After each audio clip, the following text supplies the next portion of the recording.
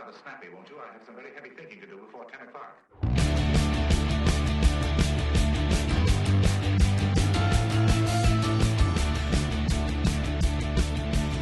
Hey guys, welcome to the latest episode of our podcast, Get It Right, Texoma. We're the Texoma Trio. I'm Mike Hendren. This is Terry McAdams. And that over there is the one, the only, Trey Serrala. Thank God, one and only, right? A lot of people kind of feel that way about me. They're like, thank God there's only one. They wasn't twins, you know. Yeah. Terrible. Even though you have twins in your family. We got several sets of twins in the family. But your brother and sister are twins. They're twins, and the bad news, they're identical twins. I know, and one's female. Yeah, how'd that happen? I don't know. It's really weird. Anyway,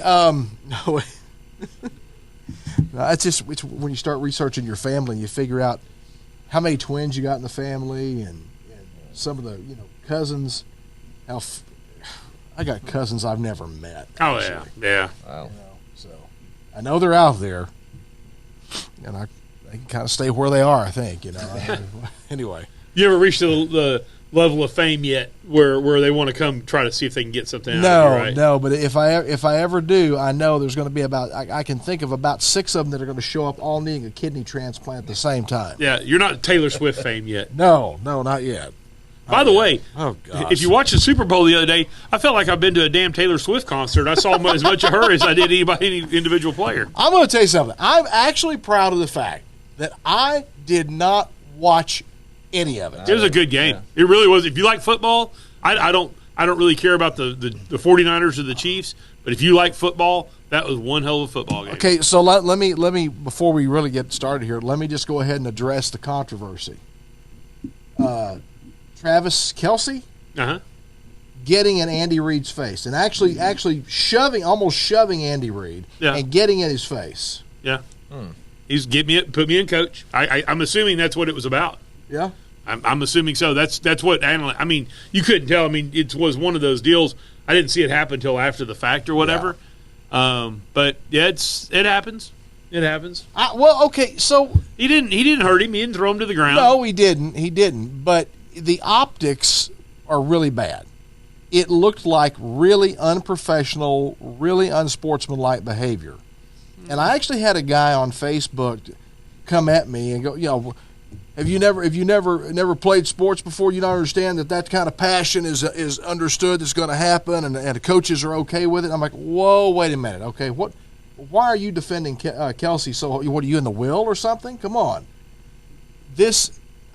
you can be passionate about something and not be a complete jerk about it. Yeah, well, and it looks like he's just being a jerk to his coach. Yeah, but I really don't know. Without context, I wouldn't pass judgment. I mean, if he was walking down the street and he walked up to a man who was twice his age and grabbed a hold of him and screamed at him, yes, that's a different story. But we don't know what the context is and things like that. Because I will tell you, I've gotten in coaches' faces, I've gotten in referees' faces. When I was playing sports, I've gotten in a lot of people's faces, and I never was playing to make money. It was always just for fun. So, maybe or maybe not. I don't want to pass judgment without knowing what the whole story was. I think one thing that you have to be mindful of now, especially when you're on a national stage like that, and there are literally millions of eyeballs on you, but also that anything you do is going to immediately become internet fodder. Right away. Yeah. So I think you do have to be mindful of how you portray yourself in that public eye. It's one thing, in the locker room, away from cameras, away from, hopefully there's no cameras and hopefully nobody's recording anything. Things are private. But when you're out on that field and there's no question, you're now in a very, very public setting, and your every action, your every reaction is going to be not only recorded, shared, reshared, traded all over the globe thanks to the internet, but it's also going to be examined under a microscope. Yeah, but I don't want football. I don't want players to feel like that. I'm sorry. You don't want to go out there and be an animal, but be mindful of all this crap. I'm one of those. It's like you go out there, you play as hard as you can. you have to be somewhat animalistic to play. Oh, no doubt about that. Especially when you get to that level. No doubt about that. And I just, it's one of those deals. I don't want players worried about repercussions and all that. I want them going out there and playing football. Don't break the rules. Don't cheap shot guys. Don't take people's knees out and things like that. That's a different story. But go out there and play as absolutely hard as you can and screw the public and screw what everybody thinks. I mean, the fact of the matter is, who cares? If they keep coming back for more, they keep coming back for more. That's one thing I like about Donald Trump. I don't like everything Donald Trump says, but I like the fact that Donald Trump plays with passion. He plays politics with passion. He does. And he doesn't worry about what everybody's thinking about or how to craft every word and things like that. So yeah, I was watching a thing the other day online. It was an interview that he did when he was 34 years old. And the interviewer is asking him point blank, would you ever want to be president? And he said no. Was it the Oprah Winfrey interview? No, this was a different interview. Okay. At first I thought it might have been Barbara Walters, but it wasn't. Oh. But he was 34 years old. They very specifically said he's 34 in the interview. So, this was at least 35 years ago now. Yeah. And so this would have been what late 80s? And he said he didn't want to be president, and he was really, it upset him that so many talented, qualified people who had the acumen and the intelligence to be in politics did not want to be in politics. Right.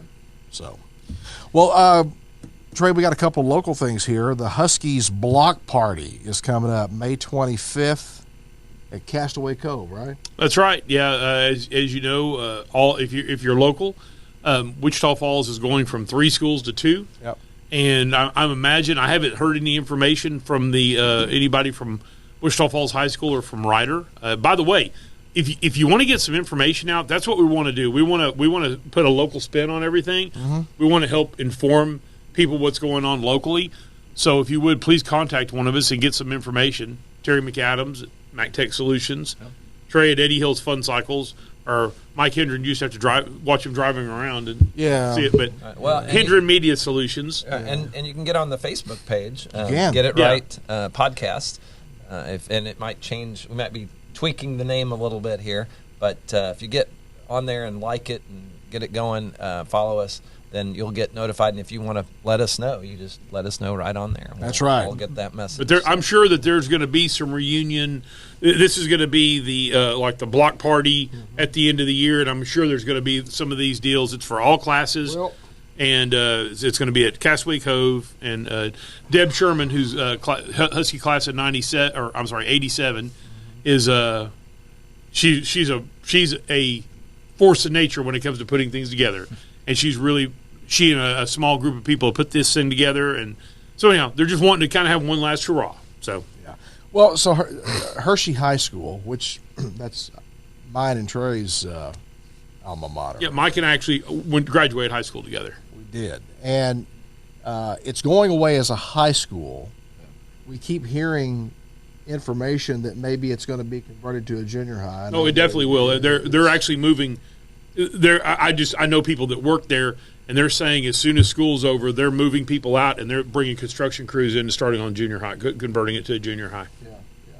And I'm glad it's going to get a little bit of work, a little facelift here and there. It's needed some improvements for a while. Yeah. And they could certainly build anything they need over there. They got tons of space to grow if they need to. Yeah, Ryder High School will get the same thing, and I really don't know about Old High, Wichita Falls High School. I don't know what they're going to do there, but Ryder's going to do the same. I still think that a great repurposing of Wichita Falls High School would be to turn that into a museum, not just for the school district, but maybe even for the region. Incorporate some more history, because it is a historical structure. Yes, it's definitely over 100 years old. So it does have some history there. Yes, it needs some work to physically improve the building.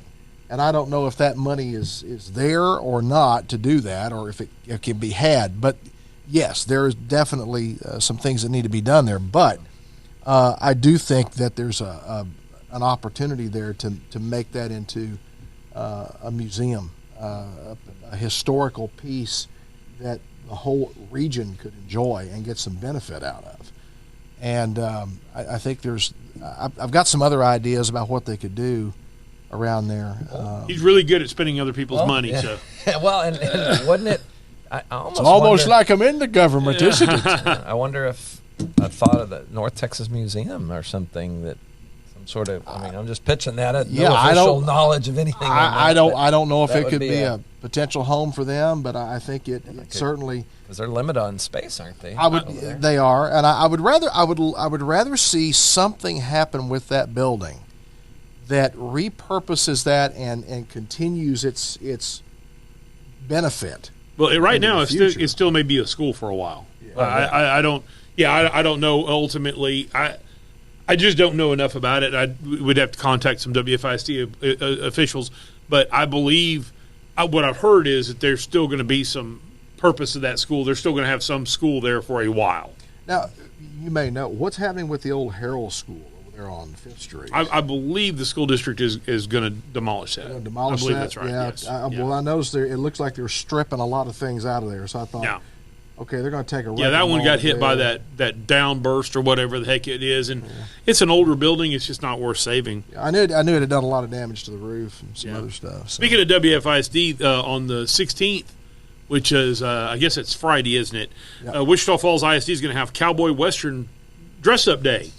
So, Mike, you'd fit right in right now with your hat. Yeah. So that's interesting. I do think it's cool, or pretty kind of a neat thing where the Western theme has kind of come back a little bit with younger people. There was a time that, like even when we were growing up, if you listened to country music and you were a teenager, that was a really weird thing. And I think also with my kids, our kids, because we have the same age kids, but I think that's kind of coming back. Country is becoming much more mainstream. And I know it's not the same thing, but it is at least a similar culture. Well, now, did in high school, did you not have your groups? And one of the groups, at least in Fort Worth at Arlington Heights High School in the 80s. 80, I was there from 79 through 83. And we had the Ropers, and you had the Freaks.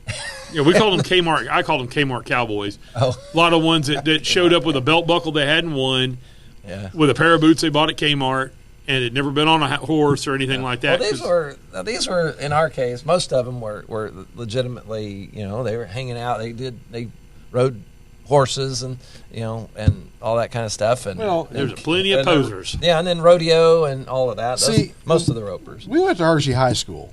There was no rodeo club at Hershey High School. No, there were plenty of posers. Yeah, in Wichita Falls there were too. Yeah, so.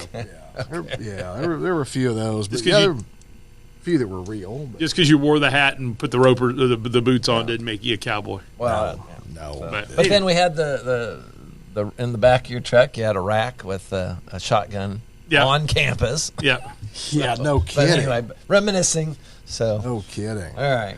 Well, last time we met, Trey had kind of started hinted at a topic he wanted to cover. We talked a little bit about the illegal situation, the numbers, millions of people that have entered this country illegally, that have just been released into the country. And Trey has a tie-in to the homelessness problem.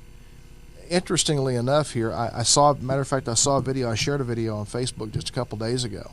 This guy is driving through a parking lot in Southern California, trying to get into a Home Depot parking lot. Oh, yes. The streets, the roads, and even the parking lots themselves are lined with old RVs and trailers and tents and whatnot. Turned into homeless depots. It's turned into a homeless encampment. And we're not talking, 10, 15, 20 people. We're talking hundreds, perhaps even thousands as you progress through this community in Southern California. California is absolutely overwhelmed with this issue right now. Big time. Yeah. Big time. Well, I tell you what I've noticed is, and this is in my travels and things like that, just paying attention. Of course, we've had this huge explosion of homeless people. Yes. And there's no doubt about it. what you didn't see, or what and by the way, this is I'm speaking in generalities, but this is what I've noticed. I'm usually pretty good at noticing things. In the last, let's say, previous to the last 5 years, 6 years, something like that, when you saw homeless people, what did you see mostly? You saw a lot of white people and some black people. You did not see a lot of Hispanics. Right. If you think back, it's hard to remember, but think back about it. You didn't see a lot of homeless Hispanic people. And I think there's a couple of reasons why. One, in the Hispanic culture, family is very, very important. Yes. They tend to take care of, Hispanic people tend to take care of family members better than the white and the black community. In fact, I think the white community is probably the worst, to be honest with you. Also, and there's always been illegal immigration. But in the past, there was not this mass illegal immigration. It was a few people. So somebody would come over here illegally, generally from Mexico. They would get over here. They'd find a place. They would get a job of some sort. Right. And then they would call home and say, hey, I came over here. Why don't you come over here? So you might end up with dozens of people living in one house or a small place or like that, but they lived inside.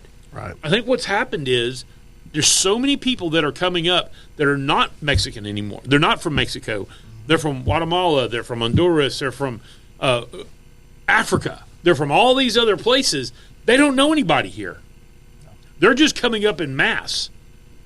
And so, therefore, where are they going to live? In the past, a lot of times people had somebody here. They had that anchor. They don't have that here. Right. And so, therefore, you now see a lot more Hispanic people than I ever saw that are homeless or living out on the streets or panhandling. Right. The other side of it is, even here in Wichita Falls, you go to all the major intersections, there's usually somebody standing there panhandling. That is a very recent phenomenon. Yeah. You go to major cities, it's all over. Yeah. Oh yeah, every corner. Nearly, yeah. I've heard, and I don't know if that's the case, but I've heard that's kind of almost like the new prostitution. That these people are being put out there to sit there and ask for money, and they got a pimp. I mean, whether it's a panhandle pimp or something like that, there's somebody coordinating and organizing this. Hey, this is a better spot for you, so they do the research. Yeah, and they expect a cut of what you get. Wow. So I'm just throwing that out there. I have nothing to back. No, I don't have any hard evidence to back it up. But if you just think about it, throw out there, listen, and think of what I said, and just see if some of that doesn't line up. It does seem an awful coincidence, doesn't it? That we've got this sudden, in the last few years, this sudden continuous surge of people entering the country illegally. And again, I guess I'm going to keep asking until somebody in the mainstream media, local, regional, national, I don't care, but one of you, somebody please stand up and ask the question. Who is financing the trip for people that are walking into our country through Mexico, but they're coming from Russia, China, Uzbekistan, Syria, Iran? Someone is paying to transport these people to the other side of the globe. They're not walking here. They're not coming here. They're not stowing away on a ship. They're getting on a dadgum plane and they're flying either to Central America or directly into Mexico. And then once they're there, someone, we have to assume probably the cartels play a role in this in Mexico. They have to. I've heard they are, yeah. They're getting them to within walking distance of the border. These people are walking into the Rio Grande Valley of Texas. They're very well fed, very healthy, and very clean. Okay, so on that, take that. We have a countdown timer going. Is that screwed up? Is that screwing us up any? No. Okay. That's the recording. How much time is left on the? Okay. On the just making sure. Last time it seemed like we had some sort of countdown timer. No. Oh, okay. Yeah. So, so I have a question, and we probably don't know the answer to this, but wouldn't we all expect that, despite the president at any time, whatever party's in control, that our intelligence agencies are actually looking into that? You would think. And so let's assume they are. Let's just I'm assuming they're going. I'm going to assume they are. Right. Yeah. Well, that's just their job. They're charged with doing that, and they're going to run autonomously to some extent on their own. So why don't we have? So let's assume they have it, and I think that's a reasonable assumption that they're looking into this, and that they have agents that are in Mexico, and they're that's their job, and so they go in and they find out and look into this of where those people are coming from. If they're not Mexican nationals or even from South America or whatever, they're not from this part of the world. Right. Where are they coming from? So they're looking into that. So then, is that inherently classified type information, and that then it requires some sort of administrative action at a higher level in order for that information to be released? The dissemination of that information and the action that information is taken is above their. The intelligence community brings it in, right? But they can't just release it on their own. Yeah, no. If you think about it, they have to.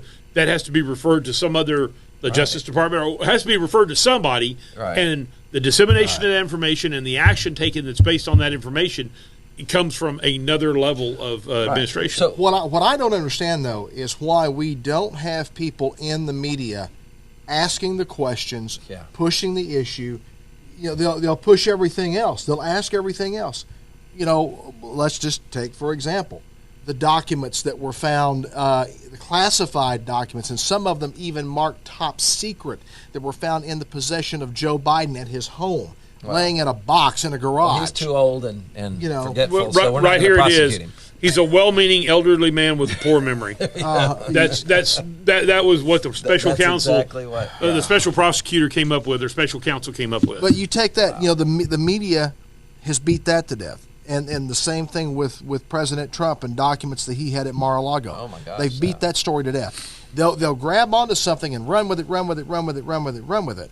Nobody, I have not heard one person in the mainstream media ask the question about how are these people getting, who is financing their trip literally from the other side of the planet so that they can be in Mexico and walk into our country.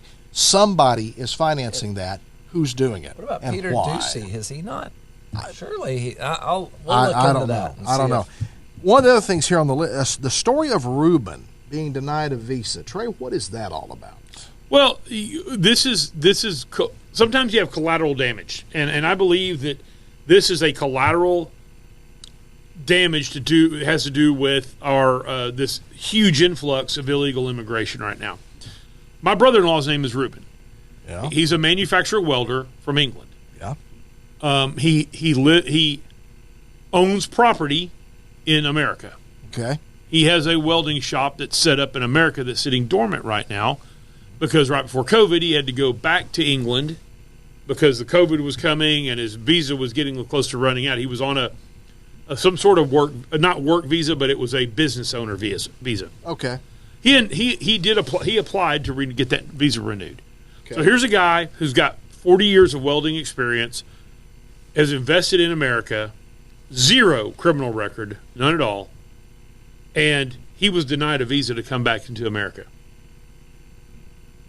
Now, you tell me the logic behind that. We're talking about an upstanding, productive person with experience and talents that we need in this country. Yes, skilled labor. Skilled labor that we need in this country, and he gets denied. Yep. You tell me. And he owns property here. What was their basis for denying his visa?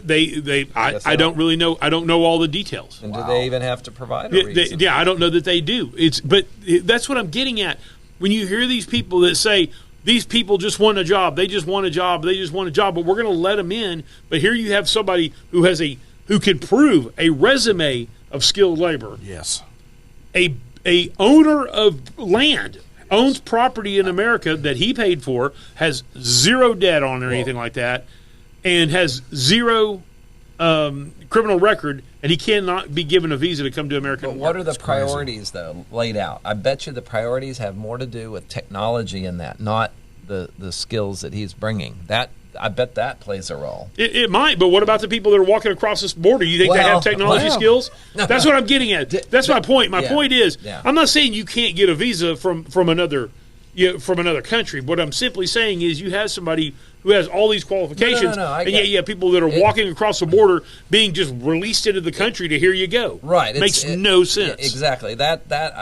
Somebody who's coming in illegally, first of all, and probably maybe they do have some skills, and they're probably let's say they're traditional trade type skills that we've oftentimes we know that a lot of Hispanic folks come in and they're doing roofing jobs, they're doing landscaping, they're doing all kinds of things. Not saying they can't do other stuff, but the path that they're coming is they're actually encouraged by the administration to do this and to break the law, and they're not putting any stop to it. They're not using the same laws that are on the books that Trump used to cut it down, and they're just letting it, and then creating a problem that our border towns don't like, and so then as Texas, we ship them off the north, and they get to deal with that. But anyway, all of that is very two-faced. Yeah, that's what I'm saying. I just don't understand when you have that the dichotomy. Yeah. And it doesn't make any sense. You tell me where it makes sense. It doesn't make any sense.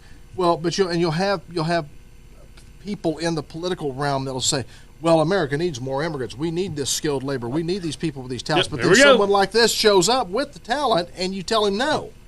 And there's nothing in his background that should prohibit him legally from being in this country. And he can prove it. I mean, he has an official record from an ally, a close ally to America, United Kingdom. Yeah. He can easily prove that he has no criminal record. Right. He can prove that he has money. He can prove that he owns land and property in America. Not going to take a nickel off the American public. Yeah. Well, and I can't square those things away. They don't make any sense. Your wife immigrated to America. Yeah. Did it the legal way. 100% legal. Spent, a decade? Yep, close to a decade. Close to over $10,000, immigrating to America and doing it the right way.